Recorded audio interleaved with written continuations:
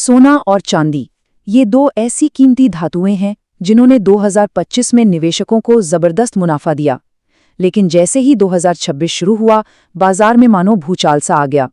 तो सवाल ये है कि ऐसा क्या हुआ कि जो कीमतें आसमान छू रही थीं, वो अचानक से जमीन पर आ गिरीं। चलिए इस पूरी गिरावट की कहानी को समझते हैं। इसका सबसे तगड़ा असर देखने को मिला एशियाई बाजारों में। वहां तो चांदी की कीमतें जैसे किसी गहरी खाई में जा गिरी। एक दिन में पूरे 16.6% की भारी गिरावट। जरा सोचिए। तो सबसे बड़ा सवाल तो यही है ना कि आखिर एक रिकॉर्ड तोड़ तेजी के बाद अचानक ऐसा क्या हो गया कि सोना और चांदी का बाजार इस तरह से ढह गया। चलिए इस पहेली को सुलझाते हैं। तो सबसे पहले उस झटके को समझते हैं। ये बाजार का एक ऐसा रोलर कोस्टर सफर था जिसने सच में सबको हैरान कर दिया। तो हुआ ये कि 2025 में सोने और चांदी में एक जबरदस्त रैली देखने को मिली। 29 जनवरी 2026 आते आते सोना अपने पीक पर था, लगभग $5,600। लेकिन फिर आया सोमवार और एक ही झटके में सोना $4,500 से भी नीचे लुढ़क गया। फिर बुधवार को बाजार ने थोड़ी रिकवरी की और सोना वापस $5,100 पर चढ़ गया। सबको लगा कि शायद बुरा वक्त टल गया, लेकिन नहीं। गुरुवार को गिरावट का दूसरा दौर शुरू हुआ और इस बार चांदी 15% से ज्यादा और सोना 3% से ज्यादा टूट गया।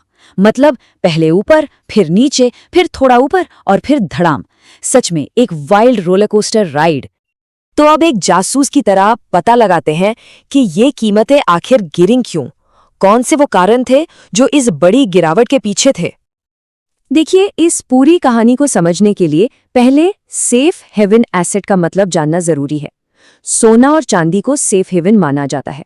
मतलब जब बाजार में उथल-पुथल होती है तो निवेशक अपना पैसा इन चीजों में लगाते हैं, ये सोचकर कि ये सुरक्षित रहेंगे या इनकी कीमत बढ़ेगी।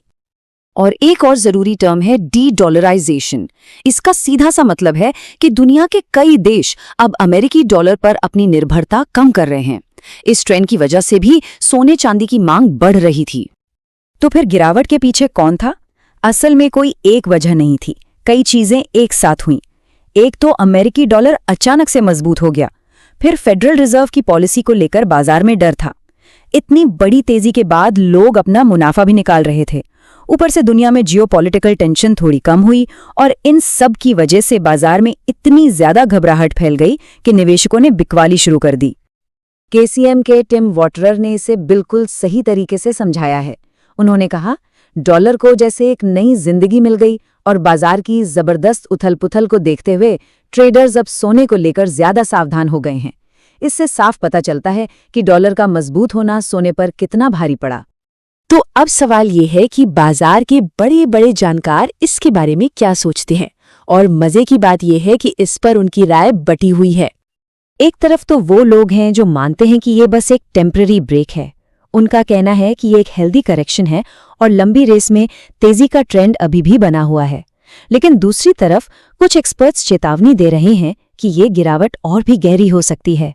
उनका मानना है कि बाजार ने जो वापसी की कोशिश की वो नाकाम रही और ये एक अच्छा संकेत नहीं है। जैसे कि एनरिच मनी के सीईओ पोन मुडियार का मानना है कि तेजी का जो बड़ा ट्रेंड है वो अभी भी इंटैक्ट है। ये गिरावट तो बस प्रॉफिट बुकिंग और प्राइस का एक हेल्दी एडजस्टमेंट है। लेकिन सिक्के का दूसरा पहलू दिखाते हैं इंडसेंट सिक्योरिटीज के जिगर त्रिवेदी। वो कहते हैं हाल की रिकवरी टिक नहीं पाई, जिससे चांदी और बाकी मेटल्स में जो बड़ा ट्रेंड है वो अब कमजोर लग रहा है। तो इस रोज रोज के उतार चढ़ाव से अगर हम आगे देखें तो इन कीमती धातुओं का भविष्य आखिर कैसा नजर आता है। और देखिए, दिलचस्प बात यह है कि इस पूरी गिरावट के बावजूद वो मजबूत कारण जिनकी वजह से सोने चांदी की मांग बढ़ी थी वो अभी भी मौजूद है। दुनिया भर के सेंट्रल बैंक अभी भी सोना खरीद रहे हैं। जियोपॉलिटिकल रिस्क अभी भी बना हुआ है। डी-डॉलराइजेशन का ट्रेंड भी चल रहा है और पूरी दुनिया पर कर्ज का बोझ तो बढ़ ही रहा है। ये सारे फैक्टर्स लंबे समय में सोने चांदी के लिए अच्छे हैं।